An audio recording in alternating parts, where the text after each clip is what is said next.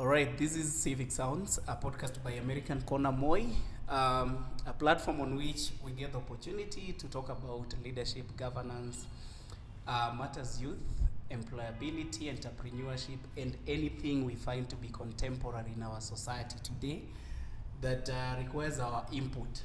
Okay? So we've had occasions where we get the opportunity to host people in a studio room, but today we have decided to bring it now to the main hall, where we can get the opportunity to at least have a live audience. So for the first time we are having a live audience. We're going to have a Q&A with our guest, of course, and I hope we're going to have a great conversation. So our audience today is not someone who is a bit strange.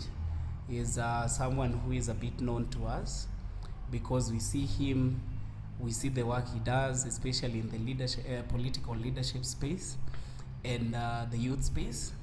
He has been a student leader, and currently he is in the opposition, right? The opposition side of things. So let me give him the opportunity to introduce himself.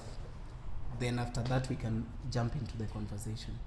Thank you so much, Cavin. Yeah. First and foremost, allow me to say I appreciate the fact that you guys thought of having such a platform to engage on different issues pertaining political realignments, economic, and general growth of young people. I want to say thank you to the American Corner Moy for having conceived this thought and actually implementing it. My name is Babu, for those who have not met before. Currently, I serve as the youth chair of the opposition youth wing, the United Opposition. Mm-hmm. So when you say that currently I'm in the opposition, you make it look like initially I was in the government, but I've never been part of any government, so unfortunately. Though I'm not that old to have been in any government. I think in the next government I'll be inside, at the center of the decision making. But allow me to say that young people are really stepping up to do something that is meaningful.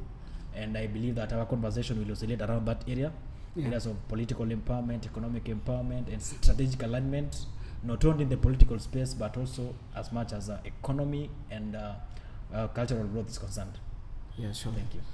Of course, definitely. So when you talk about united opposition, you mean opposition has one umbrella? Yes. So if you're the leader of, you're the youth leader? I'm the youth chairman. Youth chair of the United Opposition. Yes. So meaning you chair the DAPK, DCP, Wiper, KANU, DP, KANU is in opposition. PLP. KANU is in opposition. KANU is part of OCA, formally. And OCA is part of the opposition. Okay. As of now. Okay. Yes. So you chair all the youth leaders in those parties. Yes. Okay. All right. So Ken, I know so many people can relate to what you're trying to do, especially as the youth. And I'm not saying because we are old. I'm personally a youth, you understand? Mm-hmm. But at least it's good that you're one of those guys that we've seen you have a stand. Yeah. If it's the opposition, it's the opposition. Yeah. So you as the youth in the United Opposition side, yeah, what is your plan? Assuming everything is not working for the youth currently, what is your plan? Well, our plan is very clear, Mm-hmm. and this will not be the first time I'm talking about the opposition plan as Mm-hmm. far as young people are concerned and the growth. Mm-hmm. The biggest challenge that the youth are having today is aligned to the economic disempowerment, education, Mm-hmm. health, and of course business environment. Yeah. You know, we all agree that white collar jobs cannot be enough for all young Kenyans. Yeah. But again, we must also agree that universities keep producing quality and well-educated young people annually. So what do we do with these people? As opposition, we are working on our work plan. We are putting up a work plan to ensure that we provide conducive environment by revising the tax policies, so that these young people, when they get out from the university, they can also start their own businesses. And also we are working on reviving the startups and provide seed capitals for the youth who are geared towards going to business. the opposition is also keen on looking at agriculture. We cannot say that everybody will stay in Nairobi and survive from this town. We are looking at empowering the agricultural sector so that these young people can also be motivated to retreat back to the villages and make good use of their ancestral lands in the villages. In that case, if maybe a young person has maybe 2 acres of land and they're doing sugarcane farming or maybe tomatoes or something, they are able to employ up to around 15 because you'll need farm manager, you'll need people, laborers in the farm, you'll need specialists. You get that. By the end of the day, you'll be paying like about 15, and paying about 15 people, then it means you're feeding 15 families. 15 families. If you talk about, let's say each family has got 5 people, that's a good number for about 45 or something whereabout. So at the end of the day, if you empower the agricultural sector and strengthen it very well, as opposition, that's one of our key agendas. And then 2, I've said we are looking at revising tax policies to ensure that the taxation system that we are having gives a leeway to the young people to start up businesses and have a conducive environment to run these businesses, to put something on the table. Just going forward, we're also looking at ensuring that the youth do not just necessarily focus on education and job. We have to revise our academics criteria, our academic curriculum, and put it in a way that you can get hands-on skills, so that at the time, by the time you are doing your bachelor's or a master or something, you also have extra skills, soft skills, that can keep you going as you study or take your degree or your diploma, so that you don't entirely depend on what you'll get outside graduation. Because you've seen in the past, people have been graduating, but you end up just having papers, and you have evidence of young people with first-class honors who have not been able to secure any meaningful employment. All right. You were here before the 2022 elections. Yes. And the current government, when they were forming the alliance, they had like a plan that sounded to be an alternative. Sweet. Yeah, it was sweet, it was good looking. Pampered. Pampered, whatever the name is. But you know the source from which the plan came. Yes. Whoever was cooking the plan has a historical background of being a very shrewd and somebody who cannot be easily trusted. So he knew very well the point he's dealing with. Regardless, what I'm trying to say is the plan sounded better than whatever we used to have, especially during the Jubilee administration, right? So people trusted that plan and believed it could cause some changes. So what are you guys going to do differently to at least ensure that yours can be trusted and it's actually going to be implemented? Let me tell you, if you look at Better Manifesto, from the name Better, it's a very good manifesto. But now, the implementers of it, Kenya Kwanza regime is running this country like they came into power and found that manifesto. Like they are operating as if they are not part and parcel of people who wrote that manifesto. Who drafted it. You see that's why we are not getting it. The implementation part of that manifesto is the biggest mess that we are having today. If you look at these affordable housing things, Uhuru Kenyatta did affordable housing. He did them. We were not taxed the way we are being taxed right now. We weren't taxed that way, but he did the houses. If you walk through Ngara here, you will see the houses that were built by the regime of Jubilee. But Kenyans were not taxed the way we are being taxed. Actually, even Kibaki did affordable. Definitely. This expressway is one of the big, in fact, legacy projects of President Uhuru Kenyatta. But you are not taxed the way you are being taxed right now. You see, in as much as it was a debt, a loan that was taken, but there was some aspect of, citizens' funding in it. But you aren't taxed this way. So, we don't understand. Kenyans are asking, why are you taxing us this much? And you are not seeing the quality or the value of the money. Get that? Let me tell you, Cavin, in this country, nobody has got an issue with paying tax. But the question that people are asking, where is the value of paying that taxes? Where is the value of paying that tax? Let me give you a perspective of your household. If you gave your wife 2,000 and you travel, you give your wife 2,000, you come back, you find the house, the outlook in the house has changed and things are looking nice and the smell is good. You know, you are motivated. Next time if you leave, you will give 4,000. Yeah. Come see now. The next time you give 8,000. But if you give out 2,000 and you come find out things are messed up or things are the way they were, or you come back in the evening and there's no food, you are demotivated to even issue anything. So that's how the current regime is running this country. We are overtaxed, but there's no value for it. You are overtaxed, but you are overtaxed. Now get this: pay. You are taxed, pay as you earn. You are taxed at the fuel pump. You are taxed at the market. You are taxed in school, paying your children school fees or your school fees.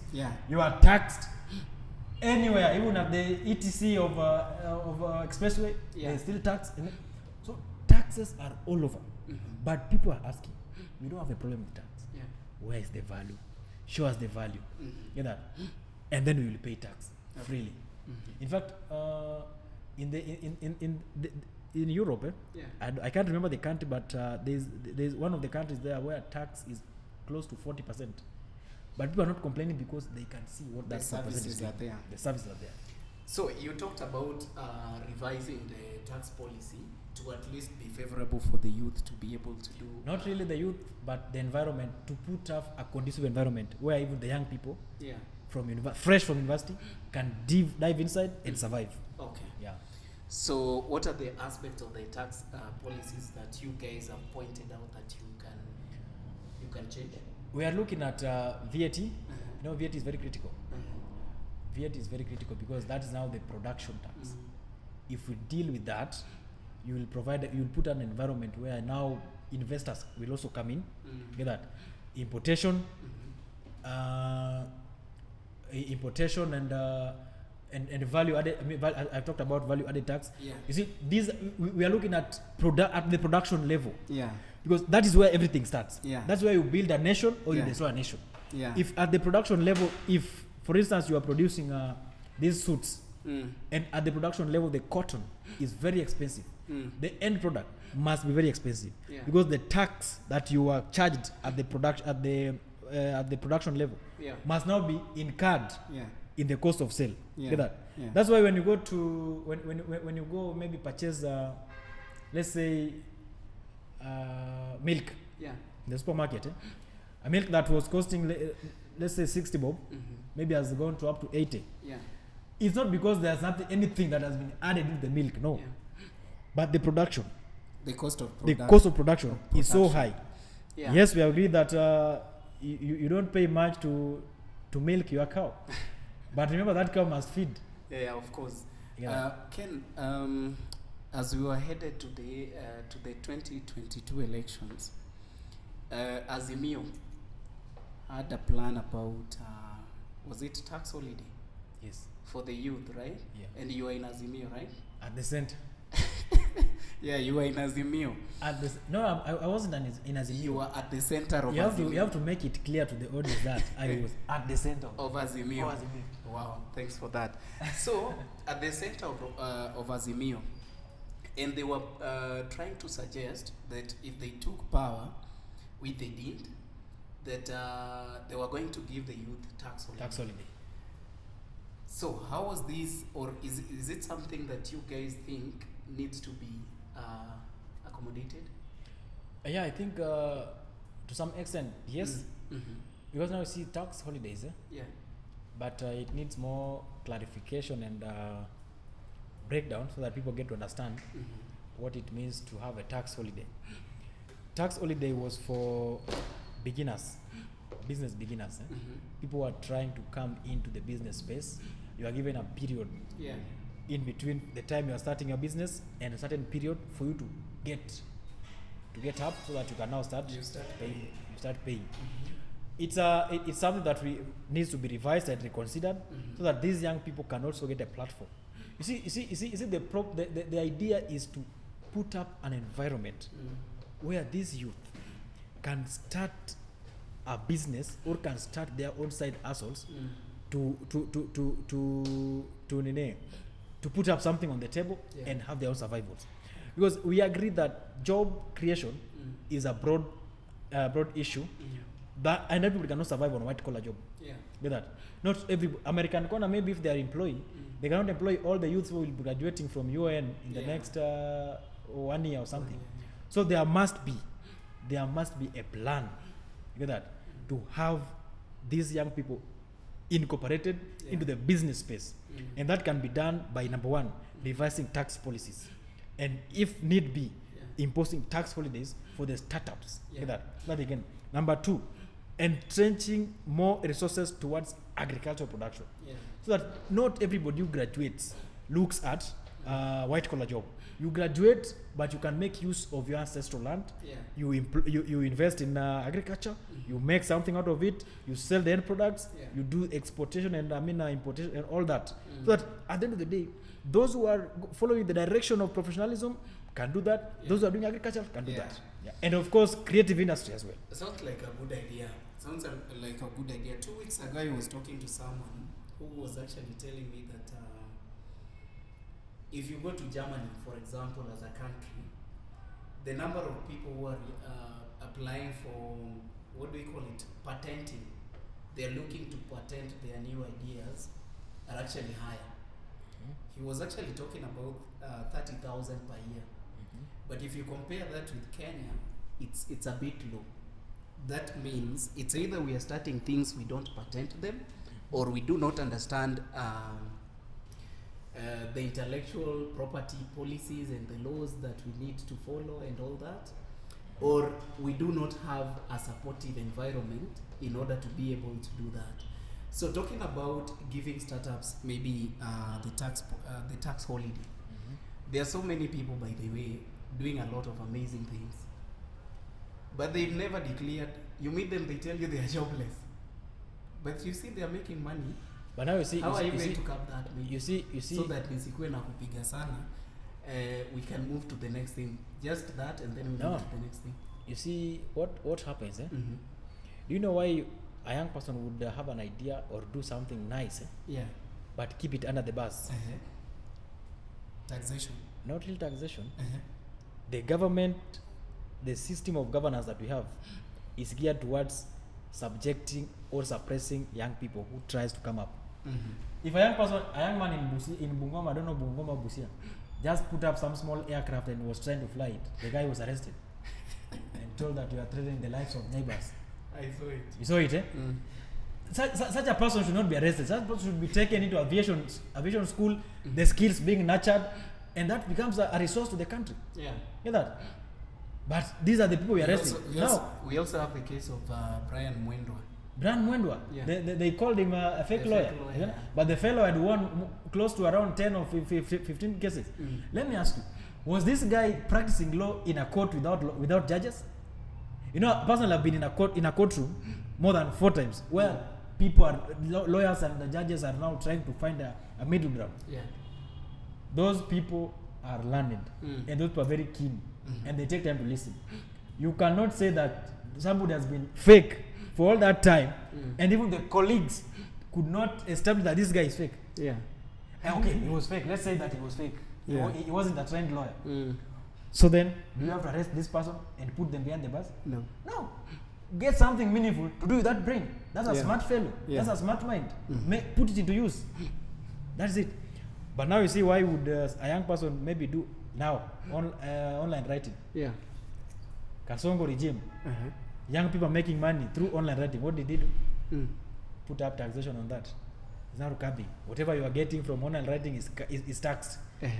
Instead of providing a conducive environment and putting a level ground where even, in fact, what the government should be pushing is for policies for our children and our brothers and sisters from this side who sweat the whole night writing and doing assignments for wazungus, being paid better. Those are the things that the government should be pushing. Asi tunafanya nini? Tunasema hawa nyinyi mnavunda pesa kwa online writing. Hiyo kazi lazima tu tax. I think that is a good conversation, and thanks for bringing it up, because we even have this issue of BPOs. There are so many BPOs operating in the country under punitive contractual terms. Unapata mtu aliingia job tuseme 7, atatoka job 6 p.m. ama 5:30. You understand? na ile pesa analipwa versus the money that the company makes. I mean, the worlds apart, you understand? Yeah. So I think so many people have told me that that is a way through which the foreign investors continues with the what they call enslavery. They enslave our youth through porous labor policies that we have. Yeah. So is that something you guys are planning to look into? Let me just tell in you. case. Let Just me in tell you. case, Let yeah. me tell you. Mhm. The opposition, as it is pro-youth on everything. Mhm. Because the truth of the matter, and I keep telling my leaders whenever we have an opportunity to talk to them, Mhm. the reality is in that entire opposition, Yeah. the youth are the majority. Because the Gen Zs and any other young person in this country who is against William Ruto is in the opposition. Yeah. They might not necessarily be aligned to Gachagua, Kalonzo, or any other person, Mm. but they are in the opposing side of the government. Yeah. In that. So as of now, the 75% that we keep talking about, 75% of youth, the 70% is in opposition. It's only Yeah. 5% Mhm. made up of George Ruto and Charlene and a few guys who are in government. In that. So what we are saying is this: we are pro young people, and I keep telling my leaders that anything that we do, any policy we are making, any decision we are having, must be address the issues of the young people. Yeah. Because this country, if it is messed up, Yeah. they will not stand to suffer the consequences. It is us. It is us. Yeah. Me, I have like about 80 years to be around. If this regime of William Ruto makes mistakes and the opposition also comes up with funny policies, it is myself and my children Yeah. who will suffer the consequence. Yeah. And my grandchild will ask me, Dad, when these funny policies were being made, where were you? Yeah. And I say, mimi nilikuwa kwa opposition. And you didn't see it. Mm. And niliona nikanyamaza. You will be cast and you will be thrown to hell. Okay, let's hope you guys have a better plan, because honestly, we need to address the issue of youth unemployment. Yeah. We need to address the issue of the skill gap that is currently there. And I think that way we are going to ensure that at least we are having a youth that are employable. Yes. Ken, Yes. what is the price of being in politics, especially for a youth who is jobless? What I would say, and I think it's good that we are bringing this conversation and we can have it openly Yes. and talk like a brother and a brother. Yeah. Bro, let me tell you, kukua kwa siasa is very difficult. Mm-hmm. Being in politics for a young person is not easy. Yeah. If you ever see any young person outside there who have stayed consistently in political space Yeah. and they are kind of making sense or making meaning out of their life, Yeah. respect that young person and salute them. Mm. Because in Africa and Kenya, to be specific, I'm using Kenya as a case study because this is where I do my politics. Yes. It is very difficult for a young person to even reach a position of being able to convince Yeah. an elderly that this thing can be done. Mm-hmm. So the price for a young person to be in politics is very expensive, Mm-hmm. very costly. So it's costly. Mm-hmm. And what I will say for the youth, do not tire. Step up, get out, Yeah. engage. Yeah. Politics, and I said this yesterday and I keep saying it, politics rewards familiarity. Mm. I will reward you because of two things. One, meritocracy. Yeah. Two, I have seen you before. Yeah. Get that? Meritocracy takes precedent, Yeah.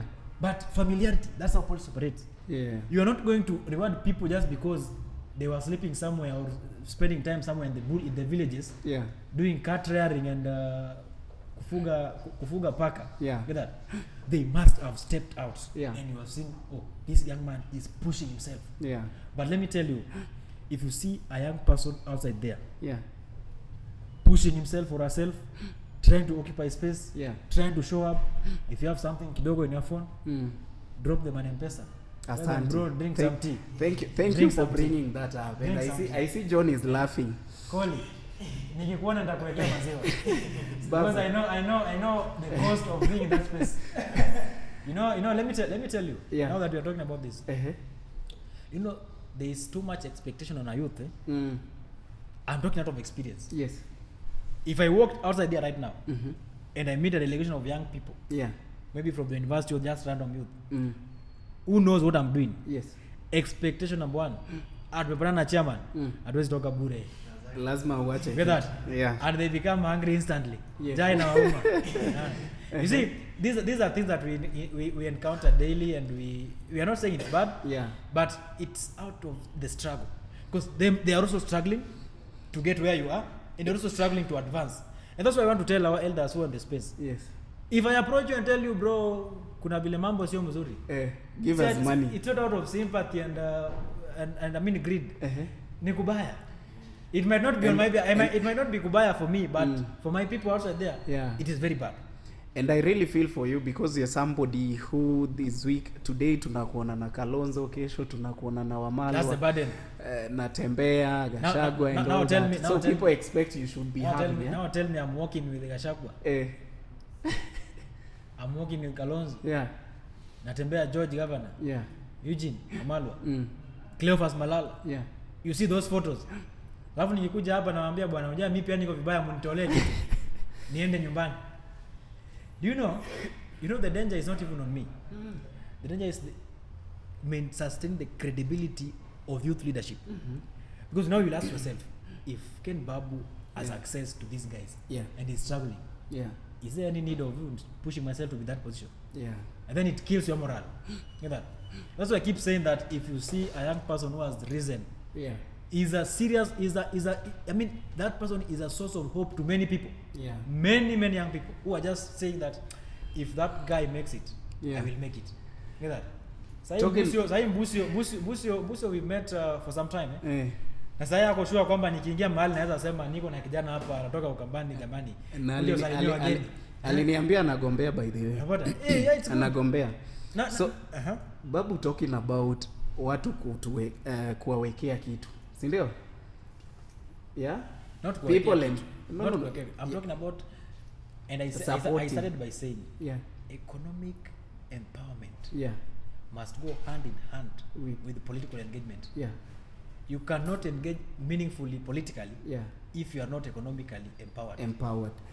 That is the word I was looking for. So recently we saw this guy anaitwa Morara Kebaso. So Morara started by doing the diaries where you would go travel the country, expose what the government has not done, what the government is supposed to be doing. And I reached out to Kenyans and said, guys, this thing has become untenable. It's quite expensive. But if you ascribe to the work that I do, if you feel whatever I'm doing is good in as far as holding the government accountable is concerned, munieke kitu. Watu walieka kitu kidogo. I don't know how much, but I see on social media people sending money. And then all of a sudden people said, now we want our money back. You are a scam. And honestly, I saw that guy refund the monies, some of the amounts that were sent. Yeah, sure. So what do you make of that? Let me tell you, and I keep saying that loyalty is very expensive. Yeah. But loyalty must be serviced. And that's one thing I keep telling the youth. Anybody wants to engage with anybody, even the political space, loyalty must be serviced. Cavin, people will not be loyal to you because you work at American Corner here. People will not be loyal to you just because you are coming from the same region in Israel. People will be loyal to you because of what you are doing and how they are benefiting from what you are doing. Are you oiling the loyalty? Oiling the loyalty in this sense does not mean that you have to dish out money any time. But you must also show that you appreciate what they are doing. Get that? So Morara did this stuff, but people felt like he was not loyal to the people. At some point, the populace felt like this guy has betrayed the cause. And that's how the issue of refund the money came in. Get that? So the point, the underlying issue is loyalty, fidelity must be oiled. Now, if people are loyal to you, take time and service that loyalty. Because if you don't service it, they will get tired and they'll go away. So you feel like he left the stage too soon? He didn't leave the stage too soon. He appeared to have betrayed the process because he's still in the stage but doing other things. The guy is still there and still making political statements. To me, he's trying to balance to gain back the traction. But people had already felt like this guy has betrayed the process. Give me your own judgment. Give me your own judgment. This is you, Ken, now saying, this is my judgment. This is what he ought to have done, and this is what he did. Because there are so many young people who are going to come up with such interventions or maybe such initiatives. They want to hold the government accountable. And you know how risky it is, Ken, putting yourself on the forefront and saying, I want to lead you in holding the government accountable. Right? You know, it takes your safety, it takes your family, it takes your peace of mind, it takes your pocket and all that. Yeah. So you give me your honest judgment of what he ought to have done, but he did the otherwise. You know, politics is always about timing. In fact, the biggest thing, and nataka vijana pia wasikie. Yeah. If you're in the political space, the biggest thing that you must observe is timing. When to step in and when to step out. You must know when to step in and step out. You know, in politics, if you're not careful, you might think you are patient, but you are wasting time. Because there's a very thin line in between patience and wasting time in the political space. You might think that you are patient enough and something is going to come out and you are holding back. Kumbe, you are wasting time. And the biggest pain in politics is regret. Because one day in politics like 1,000 days. You make one mistake, you are out. You make one move, you are in. Look at that. So for me, my conclusion on that issue and the entire issues that happened around my brother Morara was the timing. Okay. Yeah. So he didn't get he the ought to have timings stayed. right. He ought to have stayed on what he was doing with the diaries. Until the right time. Then he could have made those political decisions that he was making. Okay. Yeah. Now, youth and political parties. You know, the political parties, they say belongs to other people, and that therefore means ni kama uko kwa wenyewe, right? And then we also have the leeway of the young people vying as independent candidates. What would you encourage? Do they stay in the political parties and fight for their spaces, or should they go independent? No, you must fight from inside. I said young people must. I said this, I quote myself. I challenge the youth to get into political parties, not as spectators, but stakeholders and contributors to the process and fight for their spaces from inside. You cannot say that you want to go in independent candidate in Central, maybe Nyeri, where DCP is led by Gachagua, who is the mouthpiece of the mountain as of now. You will not get anything. But we've had the MP for Ugenya, Babu, and you know this, who has been winning elections without ODM. But he was not going independent. He was not an independent candidate. He was an MDG candidate who has been who aligned with NASA and then aligned with Azimio. There's some aspect of alignment at the end of the day. You know, as an independent, let me tell you, Apodo was at the center of Azimio campaigns in the youth wing, and we traversed almost 37 counties. Bro, we do a stopover in an ODM stronghold. They only recognize ODM candidates. Whether you are a young person and you are independent, nobody cares about you. At that point, it's about ODM. We go to Kambani, Wiper stronghold. They only recognize Wiper candidates. You are an independent, you are a young person, less resourced, you will die in the bush. Bring that scenario now. You are an independent candidate contesting in Mount Kenya. Rigathi Gachagua is doing DCP caravan in Mount Kenya. And then you appear there with your independence. You will not even see a drop of a mic. Not because they want to give you, but at that point, people are focused on putting their best energy for the growth of the party. You don't think that this is... So the youth must get into political parties. Regardless of which political party you're getting, you must be at the center of the political parties. And I said, at Leo nimesema, you're having a political meeting. I told them, you are only going to negotiate if you are there when they were planning. If you are not part of the planning, you will not negotiate for things you did not put together. Get that? And Makiu, a time is coming where people will now take sides. Mm-hmm. You are either in this political party Mm-hmm. or you are not. And when the rewards come, they reward. I told you, politics reward familiarity. Yeah.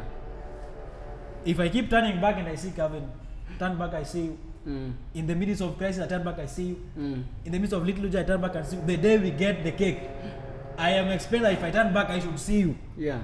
Because you are the one who has been part of the journey. Mm-hmm. You don't just wake up from the bushes and say, where you come from, and then come and start claiming stakes. Yeah. While we were struggling na call nalikuwa. Unapea tu call hata kama unasema ati call you just give him, because those are the flowers he deserves. So the youth must get in the political parties. The youth must contribute as well. Yeah. But again, you must declare your interest black and white. Yeah. Make it black and white. So if they are uncomfortable with it, they let you know as early as possible. Okay. Make good use of yourself. So don't you think, or don't you feel that this is a way of maybe the traditional politician trying to have the youth seek validation from them, that you have to be in the party or you're out? No, it has nothing to do with the validation. Mimi, I've built myself, I've built my journey. I've moved to where I am because of the networks I've been able to connect with them. But over and above, I have been within a political structure. Okay. In this country, many opportunities will only come to you if you are aligned to certain things. Either you are a student, you get issues that are aligned with students. You're in the political parties, and you're participating, you'll get things that are aligned with the political parties. But if you're roaming in these streets, doing nothing, attached to anybody, nobody, you will not get anything that is associated with the political beneficiary. And let me tell you, the first time I entered the political space, you know, I'm one person, I keep giving my story. I was not introduced to the space by anybody. I just sat down and looked at the way things are. And I felt like I want to be part of the process. Yeah. You know? And then I joined the party. Remember the party I was joining, I already had structures and people were running. Which party was it? I joined the party. Which party was this? I will mention the party. Let me give you a story first. Joining the party, I kept pushing, moving, showing up. The secret is showing up. Yeah. Me, I know these gentlemen, not because they come from my village. Yeah. But I keep seeing them anytime I appear where there's a youth function or a political function that is aligned to youth issues. Yeah. I see them. Yeah. So you get interested to know who are these people. Yeah. And what are they doing? What is their interest? Then you realize that you share a common interest. The only difference between you and the guy is the positioning at that time. Yeah. Get that? True. You realize that slightly you've moved higher and they are climbing. So what can you do for them? Hold their hands, help them climb. Because the truth is, hata wewe mahali uko hapa umeshikwa mkono. True. My friend, it is not about validation. It's about showing up and taking a position and stepping authority. Na ukalie ukiti na matako ngapi? Yeah. Mbili. Na useme sasa mimi niko hapa and this is the direction. That's it. Okay. And the youth must do it before 2027. All right, Ken, you're talking about timing and position. Timing and position and opportunity. So you know of the case of the current ODM-SG, Edwin Sifuna. You know, this is a young man who rose to the ranks of the party and today is a very powerful SG. Huh? So there are things that are not sitting well with him. And the statements out there, people are telling him, oh, you can quit if you want, the party is not yours. So what is the guarantee that if I personally today go into which party? Give me a party. DCP. Yeah, I go into DCP, you know, I am going to be guaranteed of, you know, even when I disagree with the leadership of the party, I am still going to be entertained. Bro, it's not about guarantee. Nobody will promise you heaven. Yeah. Because there's nobody who has access to heaven in this country. Yeah. In the entire world. Until you are dead. So there's nobody who's going to guarantee you soft life. You have to fight for it. You have to fight for it. I mean, not even if that party belongs to your father. He cannot guarantee you that my son, you just have it smooth. No. You have to show a reason why you should be there. Yeah, he has shown. Sifuna has shown so far. In the case of Sifuna, look at history. How did Sifuna become the SG of ODM? He declared himself. Yes. After what? After doing one, two stuffs and being in the aligning within the party. You don't declare yourself from the bushes. You don't declare yourself from the river. You are swimming naked and then just wake up and say you are the president. You cannot do that. With politics, it's familiarity. Sifuna had stayed in ODM for some time. And he had built a rapport and networks with the people structures of the ODM party. So by the time he declared himself as the SG, there's a faction of within ODM that actually believe that this fellow can be an SG. That? And it worked for him. And I said time and opportunity. He was keen on timing, and then opportunity came up. He took advantage of it, and he became the SG. Right now you see things that are happening for him. It's still again time and opportunity. Politics is all about timing and opportunity. And let me tell you, they come once in a lifetime. You might be the best orator in East and Central Africa, but you will never survive in the political space. Case study. PLO Lumumba. Is there anybody in this country who can give narration better than him? Nobody. But he said with the politics, no. Kasmuel is also coming up, by the way. Kasmuel is coming up. He's a good orator. That is my own judgment. It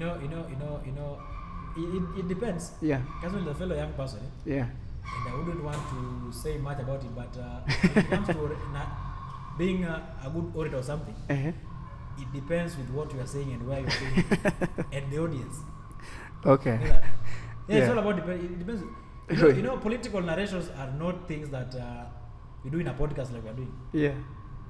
We are telling stories. Somebody will walk outside and say, Babu is a good orator. Now give Babu a mic with an audience of 5,000 people, and he has 2 minutes to talk. That's when you know if the Martin Luther King is in me or I'm pretending to be one. Because 2 minutes, you have to pass your point, and it must connect with the people. In fact, the political rally is never it's always less than 30 seconds. Because by the time you reach that clip, you are on top. People are already tapping on your leg. Come down. Kuja chini. I see by the way. Mimi nataka huko unapanda hiyo. Kwanza let me tell you. Kupanda kwanza ndo shida. Ngoja nikwambie bro. Mimi hapa vijana wanasimama wataka kunyamba siasa. Mimi inbox yangu imejaa hata sasa hivi nikuonesha. Young people wanasema bwana Ken Babu nataka utupe hizo opportunity uko nazo bwana. Tushike mkono. Tupe hizo opportunity tuongeleshe wananchi. I'm passionate about politics. You don't get passionate about politics. What is nothing with passion? Politics is all about sacrifice. I want to. Nataka kuongelesha watu vile wanaongelesha. Bro, what it takes kugather. Ujai simama juu kwa na watu juu. Unatoka mbio. Number one, those are people you don't know. Our Jew. Chances are that they know you. Chances are, juzi nilikuwa Nyeri huko. Kasimama hapo juu nikaona watu tukashtuka. Wananijua wengine because I've been there before the other time nikiongea huko kwa Rigathi Gachagua. Now what makes a difference between somebody who has mastered himself or herself and a greenhorn is how you deal with that. Stage fright. Moses Kolo umepewa microphone ukasimama hivi ukasema vijana power and nobody responds. Because it did come out with the energy they were expecting. Vijana muko. Mama muko, and nobody's responding. People are quiet. Do you know the message you heard disappears? Inapotea. I know. Instantly. Na saa hizo ndio zaidi inapotea zaidi juu unapigwa mguu. Shuka bwana, shuka. Watu wako chini wengi wanataka kupanda hapo. You see? I know it's a hustle. It's a real hustle. And let me tell you. You see, in these political rallies, it is never guaranteed that ukienda hapo utaongea. Bwana watu wanacheza tu kuinje. The moment you see me nimesimama juu ya hiyo stand nikaongea nimepost hiyo picha. Bro, sikutoka kwa gari yangu nikabebwa nikaekwa hapo. Kumbuka hapo mko na serving members of parliament, wenye wako bunge, mko na former, mko na watu wanataka, mko na owners of the ground because anyway it's not happening in Nairobi. Na mko na wenye wana finance. Financiers, alafu mko na wise men. Wale wenye wanaweza decide utaongea ama utaongea. Hii wise man ndiko kila mahali. Sasa you want to deal with all that, alafu jipate hapo juu. 30 seconds. Na hiyo 30 seconds unafaa upeane useme conclave is not okay. You 30 seconds you have to demystify dialogue. You 30 seconds you have to demystify Kasongo. You 30 seconds lazima uchachishe vijana pale waseme huyo that's the man. Yeah. Sasa hizo umekaa hapa juu. Umekutana na umati ya watu na shangaa. Mtaongelesha hawa ama mtaongelesha wale? Yeah. Unasema vijana hoi. Nobody is responding, wanashangaa huyu call is ndio nani? You see? It puts you in confusion. And you saw you know the big boys in politics. You know they are used to that. Yeah. So they might use that to make judgment on you. Yeah, sure. Cavin kidogo. And you know one thing, but one disadvantage with those guys, if they write you over to Wezi, it will take you a lot of energy to redeem. If today, let's say one of these, let's say you are in a rally with the president, and that thing happens to you, and the president just say, that young man is not adding value, bro. Yeah. Hata convoy ya rais Wezi ingia man. You see, I'm just giving an example how these things happen. So it's a challenge. Yeah. Young people are facing in the political space. So if you ever see, or if you see a young person in those spaces, in those thriving, trying to push up there, it has taken a lot of energy and investments. Because number one, anyway, nobody will come. Cleophas Malala cannot come to my home to pick me to end the rally. He might give me the information. I said, we are having a rally tomorrow in Muranga. That's enough. Wewe mpatane Muranga. How you get there is up to you. Mpatane Muranga huko. Kama unakuja sawa. Kama unakuja pia ni sawa. Nothing is going to stop. Jua itatoka na itaenda chini. Sawa Ken, I want to give these guys an opportunity. The conversation is flowing, and I know somebody like John, you've told me personally that you would like to vie, right? In 2027. I don't know if there is any other person who is vying. Any other person vying? Guys are vying. Hata huyu Koli. Geoffrey, you're not vying? I am vying. You're vying? Yes. For? MCA. Where? Home. Oh, I'm doing what? Aya. So, you guys, you can also contribute to this conversation, because maybe whatever Babu has said, it's something you relate with, or it's something that has ever happened to you, or it's something you never knew that exists in the political scene. So the floor is yours. By the way, you can ask those questions, or you can even make a comment. Unakuja hapa. Kuja tu pita hivi ukuja hapa uulize swali. Thank you very much, Civic Sounds, for this opportunity and for this platform again to meet with my brother. Ken Babu, tumetoana mbali. Kabisa. Yes. Mbali kabisa. And everybody is marked with a name. Mine is Moses Koni. I am a final year student. I am also a youth leader in the UDA party. The ruling party. The ruling party. That has not been able to rule. Oh, no, it depends on your expectations. Okay. Because politics is all about interests. Yes. So I want to challenge you again, Babu. Charity begins at home. Yes. And we all know that you are a very vibrant leader in the DAPK party. So what are you doing to mobilize young people into your party? And now you are forming the opposition, united opposition front. Why are you not doing it in your own party? Umeshindwa na kazi yako kwa chama. Okay, I think that's a good concern. And like I said, you know, if even the pastors who runs church, do they come fetch you from home? Unaenda kanisa. Pastor kuja kuchukua kwa nyumba. I keep using this as an example. But though it's if you close yourself in the village, rearing cats, rearing cats, kufuga paka is the most ambiguous thing that somebody can do. Kuna mtu anafuga paka? Yeah, in Nairobi, people wanafuga paka wanauza. For what purpose? Pets. Nice. So umeka kwa village huko unafanya sugar cane farming. Alafu nataka mimi sasa nimje nikuchukue nikuingize kwa chama. No, it's difficult. Eh? But if I see you, like what you're doing, and then you tell me that, Babu, mimi, nataka kuja kwa chama. Unapata? Nataka nikuwe kwa opposition. I want to work with the opposition. At that point now I can say, okay, these are the things we are doing, and these are the opportunities you can access. Now you can find us in this way, we can collaborate and do 1, 2, 3. But sasa ukikaa tu kwa vichaka huko, unasema ati mimi nimekaa kando, I don't want to do anything in politics, but I'm a young person, Ken Babu is not helping the youth. My friend, you have to show up and fight that space. Let me ask you, you are in UDA. Yes. You know Director Kipto. Yes. Did he come to get you from your home to join the party? No. You took yourself to Hustler Center. Of course. That is what any other young person outside there should do. If you're interested in joining Wiper, you have to go to the Blue House. You have to join DCP, you have to visit the headquarters. You have to join DAP, you have to visit the Chui House or get in touch with somebody from there. As a young person, you must show up and show commitment that you are willing to work on do that thing. And then what will be the role of the party towards mobilization? Party does not mobilize people to join it. Because you cannot mobilize people who have not shown interest.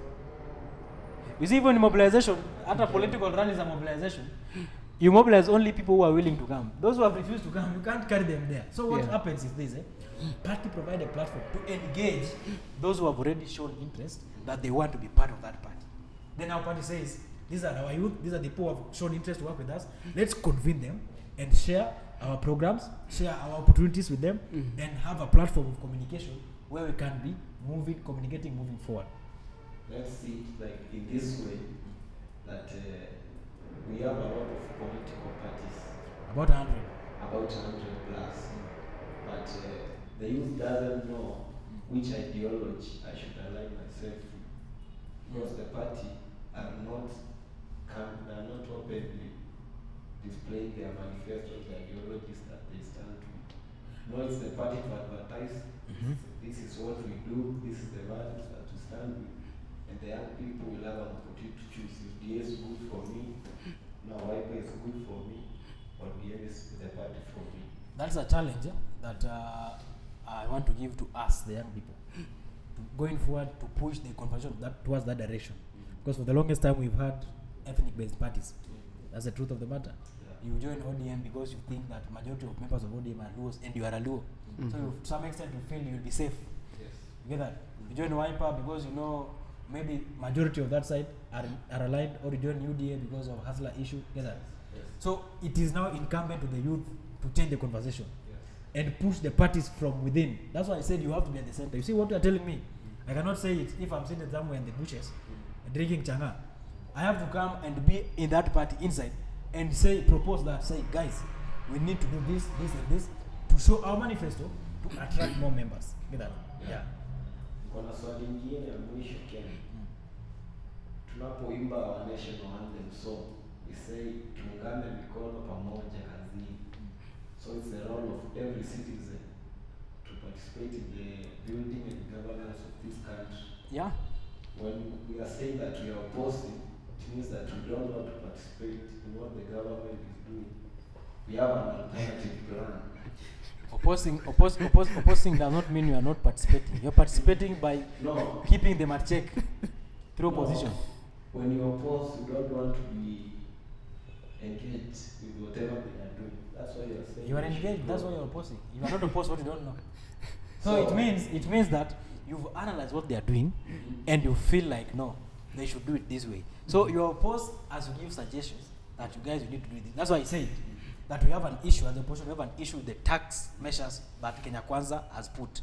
And we have given a proposal as part of our manifesto. So it's upon them to adopt it or fail to adopt it, and then we shall implement it once we take power. Do you agree that leadership is all about solving problems? Definitely. Is opposing solving the problem? Exactly, it's part of the solving the problem. This way, let me it's good to give context. Yeah. Today we are talking about Hustler Fund. Hustler Fund gives a maximum of 700 shillings, a minimum of 700 shillings, to start businesses and all that. In the opposition side, we are saying that this fund should be disbanded. Because number one, we don't know the source of this fund. Mm-hmm. Where's the government getting money to borrow? Isn't that money gotten from the taxes? Mm-hmm. And we are saying that the taxes are too much. So if Hustler Fund is part of the taxes that are being collected, then let's disband the Hustler Fund and have things flow as they were flowing before the inversion of Hustler Fund. So that means we are opposing the idea of Hustler Fund, but again giving alternative proposals that if you do this way, if you eliminate this one, will reduce the burden in this and this manner. Yes. So opposing is part of contributing to the growth. You have said that the UDA party has one of the best manifestos, but when it comes to implementation, is where we draw the line. So, who are the people who are not implementing? But the writers of the manifesto, the one who sits at the State House. But the president is the custodian of that manifesto. What You is see, the- let me tell you. You see, in 2027, what President Ruto should do is to get us a report card of what he has done over time for the last 5 years.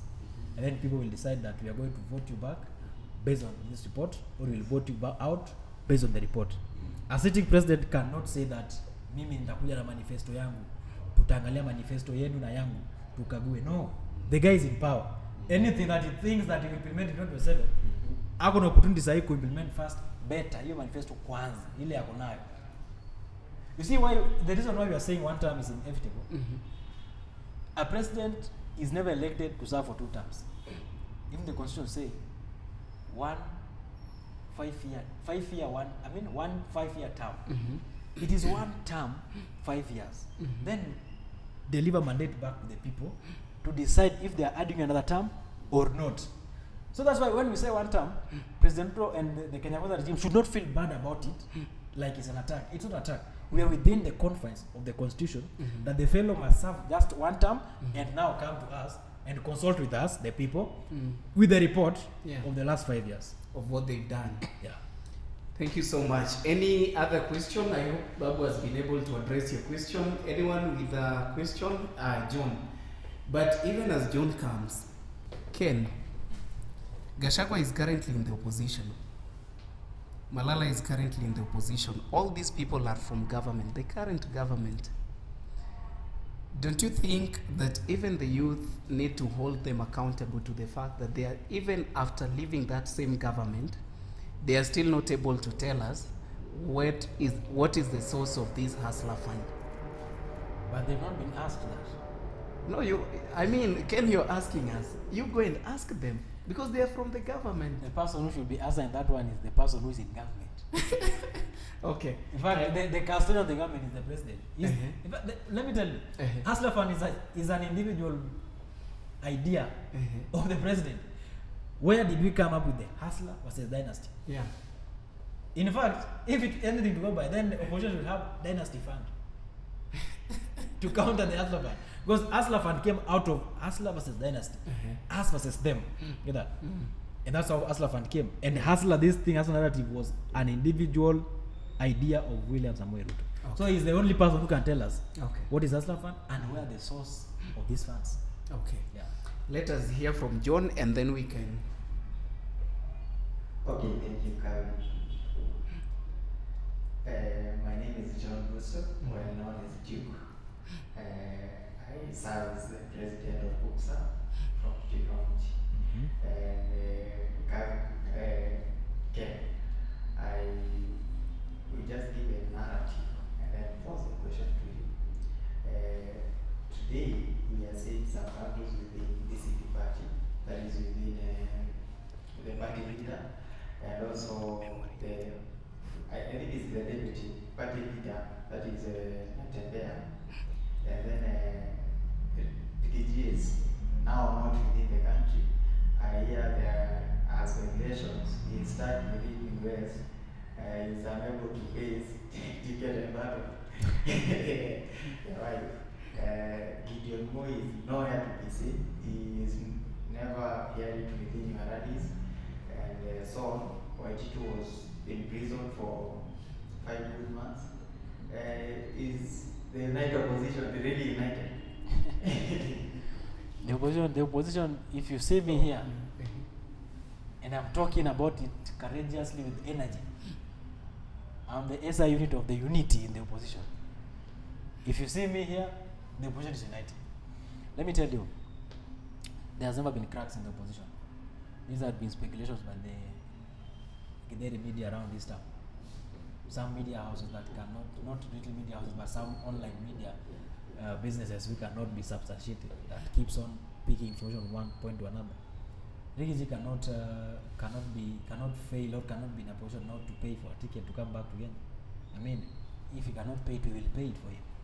He's a leader within the opposition structures, and such a theory is just propaganda tales from the Kenya Kwanza bloggers. I know, but what I can say is the opposition is as united and very tight as a bottle top of a cold pilsner. Very tight. Okay. You did not address the issues of DCP, but not DCP, DAP. The issues of the deputy governor and the party leader. But it's in the public domain that they are talking about party restructuring. And you know, when the party shake-up is happening, there must be Casualties. not really casualties, but uncomfortability. Yeah, you know, if you crack a whip in your house today, that you want to decide who becomes the firstborn, your children will start fighting, because even your firstborn does not believe that he is the firstborn. Okay. Yeah. Thank you. Then I will have the final question. You are talking of people, the young people joining political parties. But it's true, Babu, that when young people join political parties, they rarely get opportunities. I want to give an example with the Wiper Party that was just rebranded the other day, and they changed the name to Wiper Patriotic Front. They initially did not have a plan for the youth, but now they rebranded and there is still no plan for the youth. It's one or two youths who get to political parties who get the chance to move forward and maybe get some presence within the party. I want to give you an example with scenario that I had someone from a political party saying the people who have been within the political party have to get a chance before the other individuals who are joining now. That is to say that if you are a young person and you join a political party today, you will have to wait until the needs of the individuals who joined earlier before they are catered for. But if you look at let's work with that sequence you are putting. You are also joining before others. Let's do, using the sequence you put, that the people who joined before you will benefit before you. Remember, you have also joined before others. There are people who have not joined yet. So if that's the reward system, then you're also going to be rewarded before others. but the point is, you see, it depends with what you offer. I keep talking about value. There's something unique you can offer to Dr. Stephen Kalonzo as a young person, that if he sits down and look at it and says, we need John Bush in this party, he can offer something to the Wiper Party. Get that? But maybe you are sitting on it because you feel like this is special and I don't want to lose it. Or you are sitting on it waiting for Dr. to come and look for you. No, it cannot happen. You are not his child. Okay. You have to step up and show that you can do something, then your energy will be tapped in. All right, thank you to the gentleman who just asked the questions. Ken, I would like us to bring this conversation to an end because of time. And I want you just to say one word in regards to the National Youth Council, whether it has or has not served its purpose. Has it or has it not? Since 13 years ago, when last National Youth Council had elections, that was 2012, up to now, the National Youth Council has not served anything close to what it should do. Okay. Nothing at all. Okay. And the council, as it is right now, is completely moribund, with people who do not know left or right. Yeah. Watu wajui mbele wala nyuma. People do not have idea. They don't know what they should do, why they should do it, and when they should do it. Okay. Yeah. That's why the young people must now step up and take up the National Youth Council. In fact, it's just about time. It's a ticking bomb. Very soon, the youth are going to take over the Absa Towers. Very soon. Take it from me. All right. Ken, your parting shot Thank you so much. to that young person who is willing to vie, who is planning to vie in 2027. Thank you so much, Bwana Cavin. Allow me appreciate the opportunity Yeah. you've given us to engage with these young people, and also allow me appreciate American Corner, Moi, for this platform. And my parting shot to the youth outside there is to encourage you. Do not wait for tomorrow. This is the time. If you believe that it is youth o'clock, this is the time. Step up and offer value. Step up and do what you can do. Join political parties. Fight for this space from within. The truth of the matter is, contesting as an independent candidate against a fully fueled candidate from a political party is very difficult and traumatizing. That's not a threat. I'm just urging the youth to ensure that they join political parties and operate from within. As the youth chair of the United Opposition, I have to clearly stipulate that the opposition has a clear plan for this country, alternative government. And we are urging the youth to join any political party that they wish to join and work towards the 2027 elections to transform the vision and the ambitions of this country. Thank you so much, and may God bless you all. All right, thank you so much, Ken, for making time to come and talk to us. And of course, to our audience, thank you so much for sitting in and being able to contribute. Ken, I know, just as you had suggested, we will make this platform bigger so that we can make it the Jacaranda or the Jivanji of American Corner for the youth, you know, where we can freely reason out and all that. So guys, that is our time. My name is Cavin Apodo, and this is Civic Sounds. Thank you, and see you in the next episode.